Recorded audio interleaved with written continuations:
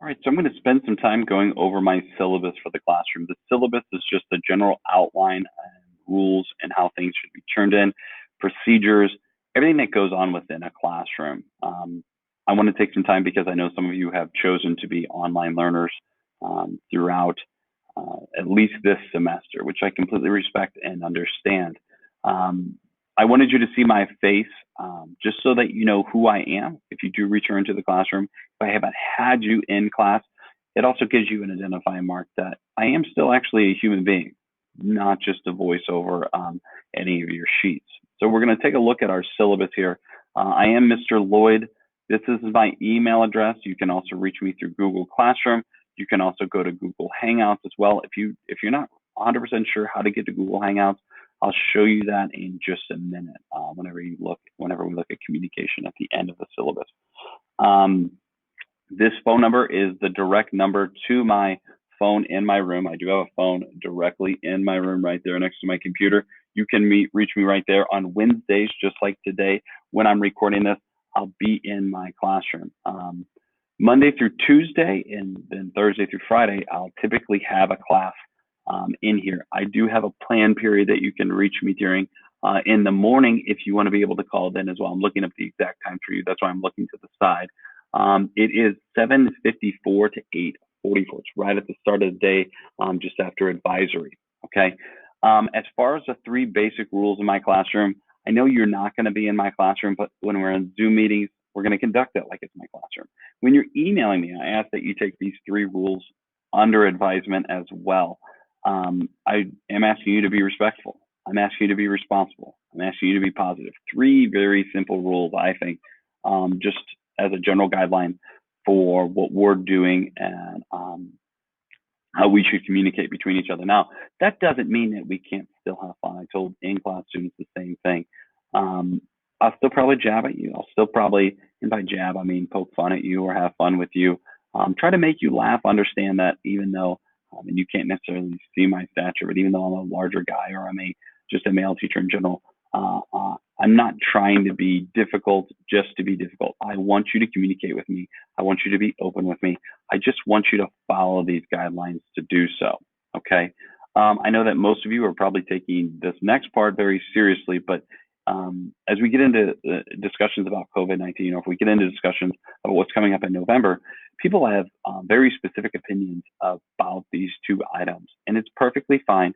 We still just need to share those ideas with these three basic rules in mind. They're very important facts to remember whenever you're communicating, even as an adult. I know that some adults don't provide a great example for this, but we try to do our best, and we still try to follow these three guidelines. Okay. Obviously, you're observing the 6 feet of social distancing. Hopefully, you're wearing a mask when you're not around me. Don't worry about wearing a mask on our Zoom call. I can't catch anything through a video, just in case you weren't aware of that. Now, as far as the grading scale is concerned, this is a little bit different from what some other teachers do. Everything in my classroom is worth 5 points. 5 points. 5 points. Only 5 points. Now, you can earn a quarter point. So you can earn 4.75, 4.25, 4.5, 3.5. You can earn just 0.25 as your grade. Hopefully, that doesn't happen and we're catching that mistake before it happens, or I'm reaching out to you to make a correction. The reason why everything's worth 5 points is so that I can weight my grades and make it something that is a whole lot more fair to you. So tests are worth 40%. Now, tests, and something may be labeled as a test, as an assessment, but it might go ungraded, like these assessments we're going to do as I get to know you. I'll cover here in just 1 second. 35% for homework. Now, I know that you're doing everything from home, but there are some things that are labeled as classwork where activities will be presented. It's not just you one-on-one. Homework would be like a book a quarter, which you'll see in a minute. You'll have to read a book on your own, and then I will give you a very specific assignment to do with it, okay? But I weight grades so that it's not unfair to you. If I have a 100-point test and I have 5 points on all of my homework, that test is going to be a lot larger than the assignments in class. But it also gives you an idea of how going to college will work and how they recruit for college, how they look at your jobs. They look at how you can perform in intense situations like on a test, the ACT, the SAT, the ASVAB. And then the second thing they'll look at is what do you do away from school? Do you do extracurriculars? Are you involved in something? Do you donate your time? Are you heavily involved with your church? Is family important to you? Those do come into consideration whenever you're looking at your first job, or you're looking at the college you want to go to. Grades are important. I'm not saying they're not. That's why there's still a quarter of what people are going to be looking at. But the fact is, these two things take precedence. They really do. Now, transitioning from grades into how I'm going to find out how you can increase and how you can get better as a student. I am going to do a pre-assessment on you. That's what we do over the first few days. You will be able to do some of them at home as well as while you're working on your DGP, because the DGP shows me a lot about the syntax, how you write, how you set sentences up, what mistakes you're going to be frequently be making.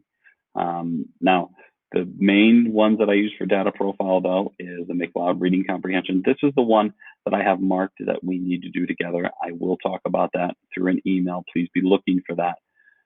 SIPS pre-reading, we'll do that one-on-one on a Zoom call. We'll do that on a Wednesday. I will set that up with you as well. I already have a game plan for that. Star reading, we're looking for a workaround for that because star reading isn't able to be done from home at the moment. We're trying to find if there's a way we can open that up to let you be able to do your star reading test from home. And then a pre-writing activity, which is already posted for you in Google Classroom with an instructional video of what that looks like. I'm going to take this information. It's going to show me what you are on paper, how you communicate, how you read. It doesn't tell me who you are necessarily, even though there will be elements of that in the assignment, but it's going to tell me who you are as a student and how you communicate. Hopefully, as we spend time together through Zoom calls or Zoom meetings, I get to know you also by what you write about tells me about you. Needs for this class, you're going to have a Chromebook. You know that already. You may need something to write with, but if you're an online learner, that's going to be far limited. And I'm very heavily supportive of online learning. I try to do as much as I can in the class just within the Chromebook.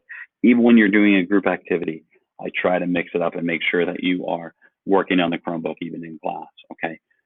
Basic elements to the instruction, daily grammar practice. I've already mentioned that. You also do have your first DGP, that's how it's abbreviated, posted for week 1. I have instructional videos already posted for you. I have DGP notes for you. You'll be able to see all of that through Google Classroom, okay? Daily reading practice. We're going to read every day. I'm going to try to assign a little part of reading. Even if it's reading over the syllabus with me, we're going to read in some fashion. The collections book, our literature textbook, and an outside text of the Diary of Anne Frank, okay? That's just the basic elements. I'll put other things in there and help you with other strategies. Again, even if this is a book, don't go out and rush out and buy anything, because